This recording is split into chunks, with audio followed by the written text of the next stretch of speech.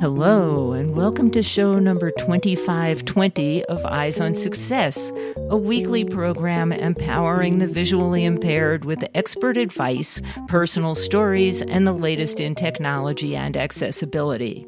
I'm Nancy Torpey. And I'm Pete Torpey. There's a bill that should be being presented in Congress again this year, anytime now, and it's called the Medical Device Non-Visual Accessibility Act. And this would make, if it's passed, Class 2 and Class 3 medical devices that people would use at home, such as insulin pumps, CPAP machines, dialysis machines, blood pressure cuff, home chemotherapy type devices, make all of these accessible for people who are blind or visually impaired. And most of these devices right now are not. The accessibility of medical devices has certainly been improving over the years, but it still is not perfect. And we'll be talking about some of those devices today. Diabetes is particularly prevalent among blind people, in part because diabetes can cause blindness. So how does somebody with a visual impairment manage their diabetes independently? We'll talk with Veronica, Elsea, and Patricia Maddix about accessible insulin pumps, continuous glucose monitors, and their advocacy work for non-visual medical tools. Both of them share their personal journeys navigating diabetes care as blind individuals. But first for our tip of the week. This week's assortment of quick but heartfelt tips come from Veronica, Elsea, and Patricia Maddix. Here's Veronica first. I would say reach out. Reach out for help would be one. I would say another tip is you can do more than you might think you can. And the third thing that I thought of is managing your diabetes can just become part of your life rather than becoming your life. Those are three things that popped into my head. And now, Patricia. I would like to say to learn as much as you can about your own diabetes and then always be your own best advocate. You know, you need to advocate for yourself because you know what's best for you, but you have to be educated to know what it is that you need. Mm-hmm. That's perfect advice. Support for Eyes on Success is provided by the Blind Institute of Technology, a global nonprofit organization dedicated to advancing accessibility and inclusion. BIT offers training programs and connects skilled professionals with disabilities to career opportunities. More information is at blindit.org. And by Biped AI, the manufacturer of NOAA, an all-in-one mobility vest. NOAA provides GPS navigation, detects obstacles, and describes surroundings using cameras and AI. Available through many distributors. More information is available at biped.ai. You are listening to Eyes on Success. Success, success, success, success, success. Let's start by meeting Veronica and Patricia. Today we have two guests with us, and I thought, Veronica, perhaps we can have you introduce yourself first and tell us a little bit about yourself. Okay, I'm Veronica Elsea. I live in Santa Cruz, California. I have been totally blind all of my life from retinopathy of prematurity. I worked as a symphony musician, composer, recording artist, and now I have my own recording studio. I was diagnosed as a type 1 at the age of 34 in 1988 following a serious injury. And I have been making use of insulin pump therapy since 1991, and it truly did change my life. So when you say type 1, that's type 1 diabetes. Yes. And our second guest is Patricia. Patricia, you want to tell us a little bit about yourself? Yes, thank you. Yeah, my name is Patricia Maddix, and I live in Vancouver, Washington. I did not lose my sight until later in life, but I did develop type 1 diabetes very early on in my life. So for me, that came first. At the age of 11, just before my 12th birthday, I was diagnosed with type 1 diabetes and immediately, of course, had to start insulin injections because we require that just to stay alive. At the age of about 22, I started to develop some diabetic retinopathy, which is a eye condition that can happen with diabetes, especially as a result of high blood sugars. Way back 50, 60 years ago, we didn't know near as much about diabetes as we do now. So sight loss was extremely common and very often did occur about 10 to 15 years after diagnosis. So it was really at the end of my college education that I was diagnosed with severe bleeding, hemorrhaging in my eyes and did receive laser treatment. I was going to my last year of school to become a dietitian. I did go on to become a registered dietitian at the University of California in San Francisco, and they did have wonderful doctors there, which I was very fortunate and did receive numerous laser treatments for my eyes, which did stop the hemorrhaging. It left me with a little residual sight loss. It was minimal at that time. I could still drive, but I had night blindness, color blindness, couldn't see people when they would write with a pencil. It was difficult to read. But otherwise, I functioned relatively well for many, many years after that. And it wasn't until the late 1990s that my vision just seemed to be going down and down ever so slowly. So I didn't have the sudden vision loss like some people do. It was just very slowly over a period of over 50 years until now I basically see just a little bit of light in my right eye. So you both said that you have type 1 diabetes, and I tend to associate that with children. But Veronica, you said you got it in your 30s. Yes, they used to call it juvenile diabetes, and now they realize that it can happen at any age. You can be 80 and be diagnosed as a type 1 diabetic. Support for Eyes on Success comes from our listeners and corporate sponsors. For more information about airing promotional items on the show, send an email to hosts@eyesonsuccess.net. This week's focus topic is about accessible equipment that blind diabetics can use to manage their disease. We'll also talk about the advocacy work for non-visual medical tools that both Veronica Elsea and Patricia Maddix are involved in.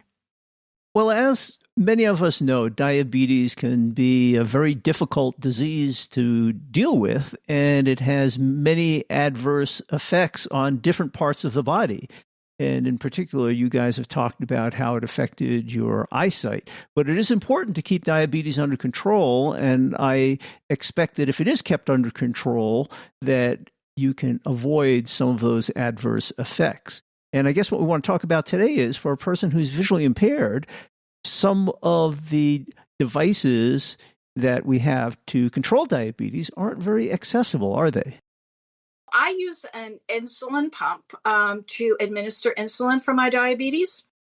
I've used insulin pumps since 1997, and I did have sight then to manage it by myself because they really weren't accessible for people who are blind to completely manage themselves. They were devices that you had to drop insulin, insert a syringe in it, and press a series of buttons, and it had a menu on a digital screen that had no voice feedback.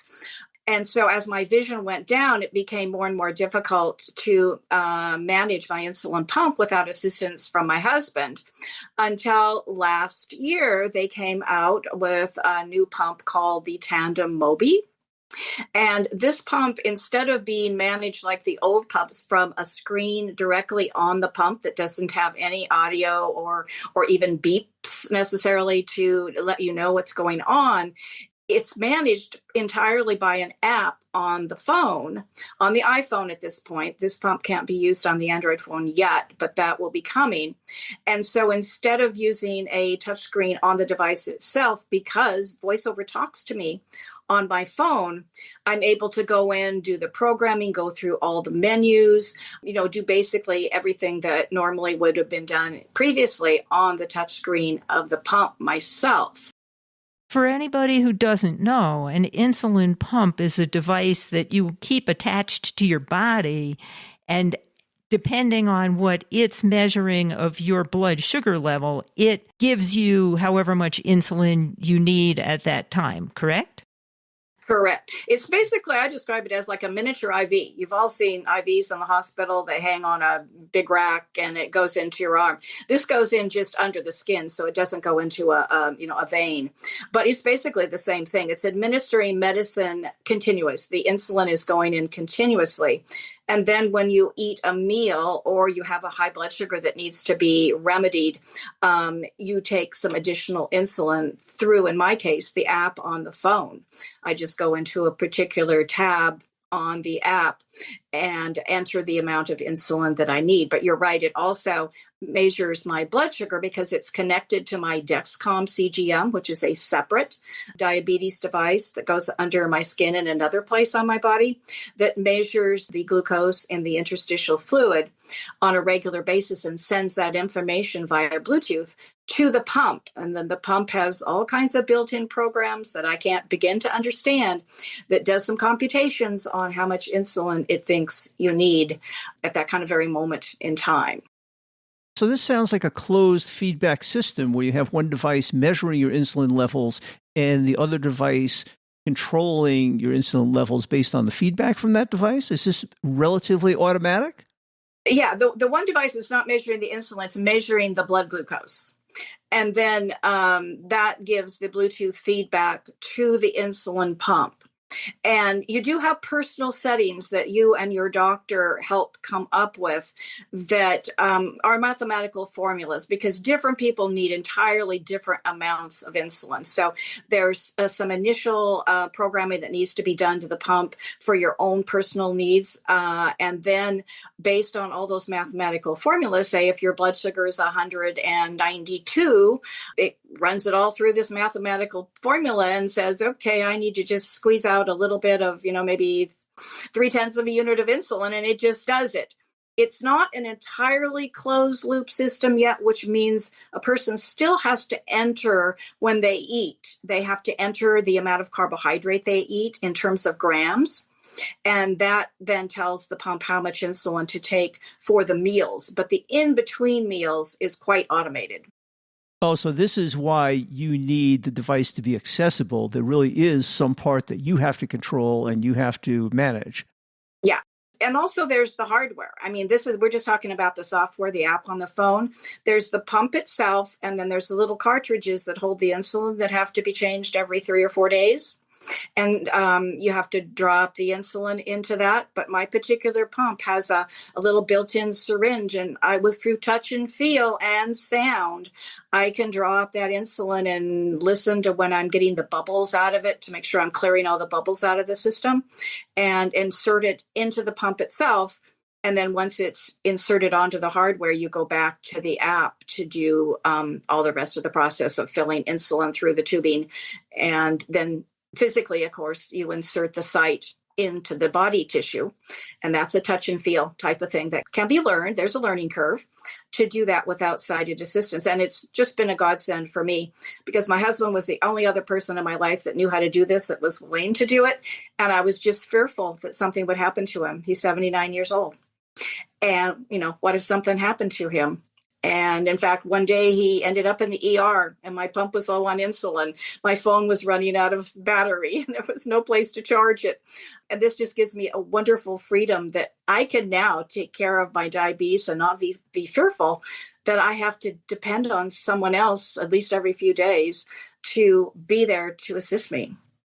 That's fantastic. So Veronica, do you use a similar device? I use a different insulin pump, and actually I've used several since 1991, and I want to back up just a little bit for some of your listeners who might identify this with this in thinking about whether to switch to an insulin pump and a continuous glucose monitor. Because I was already blind when I first became diabetic, the first thing I had to learn to do was to do finger sticks, because we didn't have continuous glucose monitors then.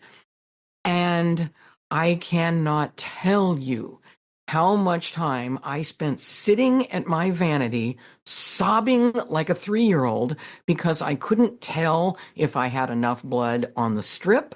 I couldn't get blood out of my finger, or I'd get close and all the blood would run off before it hit the strip. It was a mess. I felt blind and stupid, and my fingers hurt. So if anyone out there is newly diagnosed and is feeling frustrated, you have company. And that is what really prompted me towards some of the technology. And I didn't do well on doing several daily injections. So I went on the pump, because when one does daily injections, you have to take a long-acting and a short-acting insulin. The long-acting we call basal rates, and that's what gets you through the day, whether you eat or not. That's what Patricia was referring to when she talked about the things you set up with your doctor in your pump. And then the short-acting you take when you want to have a meal, when you're high, when you need that extra insulin. So I decided I wanted the flexibility. I didn't like eating in public and trying to manage a pen and stick myself in public, because I was a klutz and I was always stabbing myself, and I was afraid to eat in public. 21. So the pump you have now, is that accessible? Yeah, it's made by a company called Insulet, and it's called the Omnipod 5. And the Omnipod 5 works with an iPhone app just as the Mobi does. But the Omnipod 5 doesn't have tubing. So what you do with the Omnipod 5 is they call it a pod, and it's like a square piece of plastic.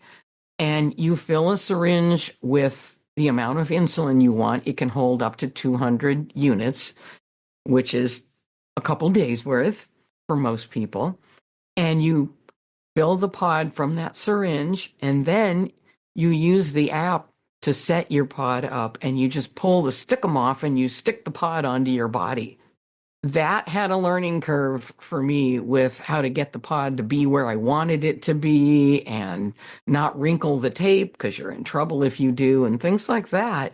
But the pod just sticks there, and most of the time it's on my arm. You just have to be a little careful sometimes about going through a doorway. Don't run into that corner of the wall, because you don't want to hit your pod. But the iPhone app is actually quite fantastic.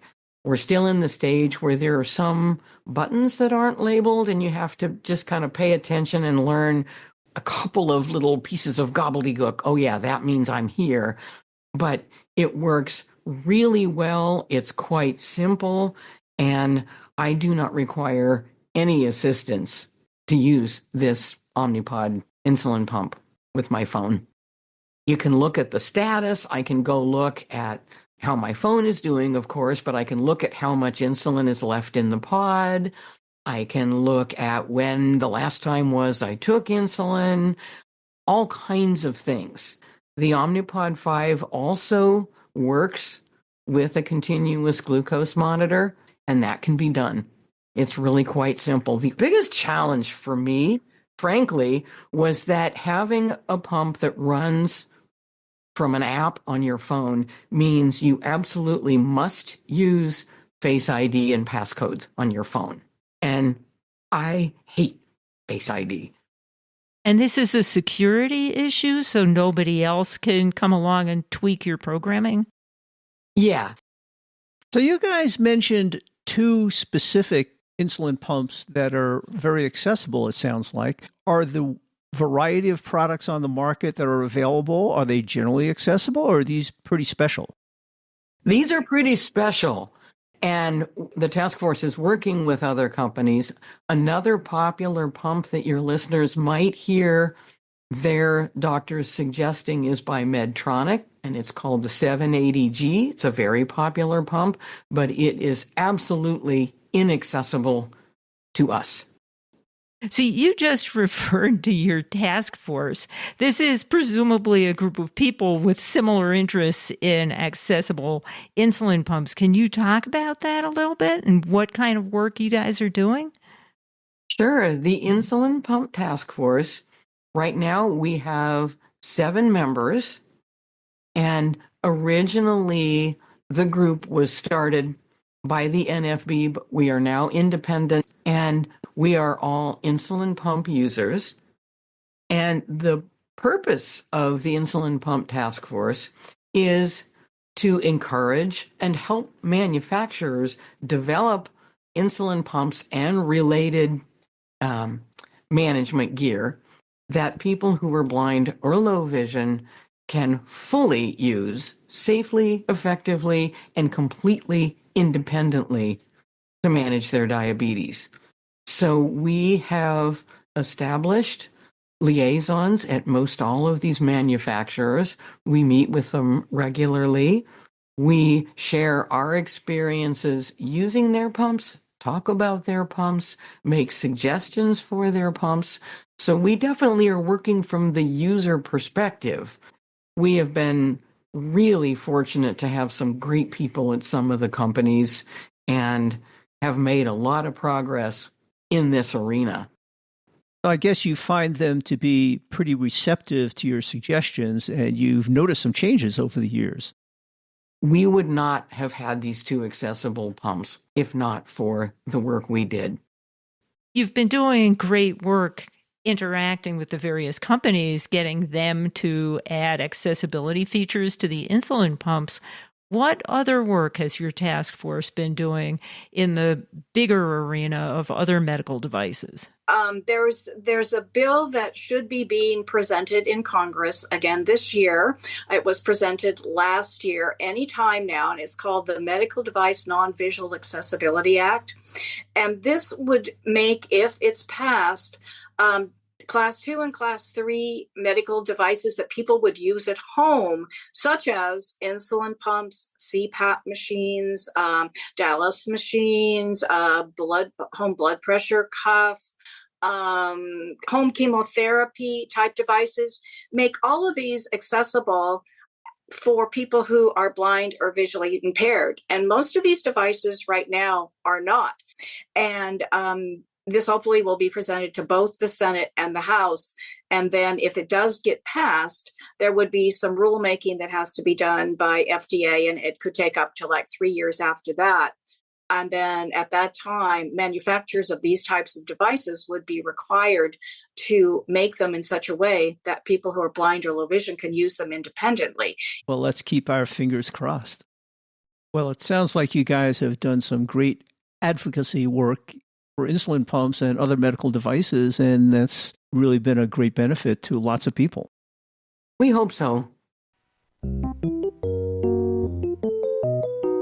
You are listening to Eyes on Success. Success, success, success, success, success. Now for this week's final item, how to learn more about accessible insulin pumps or the Accessible Insulin Pump Task Force, and how to contact Veronica, Elsea, and Patricia Maddix. Well, if people are interested in learning more, I assume they can contact you two if they had questions? My email address is Veronica, Veronica, at it's laurelcreekmusic.com, LaurelCreekmusic.com. I would also suggest that if any of your listeners want to find out more about how to use some of these devices as a blind person, or get in touch with other blind people who are doing this to find out, hey, can I really do this? It might be a good idea to visit ACBDA. This stands for ACB Diabetics in Action. So it's acbda.org, or you can send an email to acbdaorg, as in org. That's acbdaorg at gmail.com. I think it's really important for any listener who's feeling alone to understand that no matter how long we've been doing this, we are all here to help and support each other. And it's really going to be helpful to have a nice chat with somebody who's doing this. Patricia, do you have a separate contact information you'd like to share? It's Maddix, which is my name. So it's PMADDIX at Comcast.net. Right. And any of the members of the task force are always more than willing to chat with newcomers, wanting to investigate accessible devices. They're all very passionately involved in this advocacy. And, one of the things is that things are going to continue to change. So once we have like 2 or 3 pumps that are accessible, we can't sit back and relax, because next year there's going to be more and more, and there'll always be more devices. So our job at advocacy is going to be an ongoing thing, and we need everybody's help and support on that, and interest and input for experiences. Isn't that the truth? It would be good to just give a quick shout out and mention of the members of the Accessible Insulin Pump Task Force. Of course, you have all met me and Patricia. We also have Randy Knapp, Ed Worrell, Mary Davis, Melanie Torrance, and Tom Tobin. And we've spoken with Tom several years ago on this subject. But things change all the time. Yes, exactly. So just in case any of your listeners might know any one of them, then feel free to contact them and go, "Hi, help." So one more quick question. Veronica, you mentioned your music. And for anybody who's interested in hearing some of that, can you give that website? LaurelCreekMusic.com. And I can attest there is some very nice music on there. Thank you. I enjoy myself, and writing the album Diabetes Melodious was really good therapy for me. And I used the sounds of many blood glucose meters and insulin pumps as instruments, just like I do on some of my other CDs, which feature the Guide Dog Glee Club. Oh my gosh. Oh, yes, I do have singing guide dogs, and they are not accompanied by instruments. They are just dogs. What fun. And in case you missed it, you can find all of that information if you activate the show notes link for episode 2520, which is this episode, on our website, www.eyesonsuccess.net. That's it for today's show. Next week on Eyes on Success, we'll be talking about advancing treatments for inherited retinal diseases. Research is key to fighting blinding eye diseases. We'll talk with Jason Menzo, CEO of Foundation Fighting Blindness, about advancing treatments for inherited retinal diseases, funding research initiatives, and launching new mental health resources to support individuals with blindness and low vision. Thanks for joining us this week, and we hope you'll all join us again next week. You've been listening to Eyes on Success, hosted and produced by Nancy Goodman-Torpey and Peter Torpey. You can access the full archive of previous shows, subscribe to the podcast, and much more by going to our website, www.eyesonsuccess.net. If you have questions about anything you've heard on the show or have suggestions for future shows, send an email to hosts@eyesonsuccess.net. Thank you for listening, and have a nice day.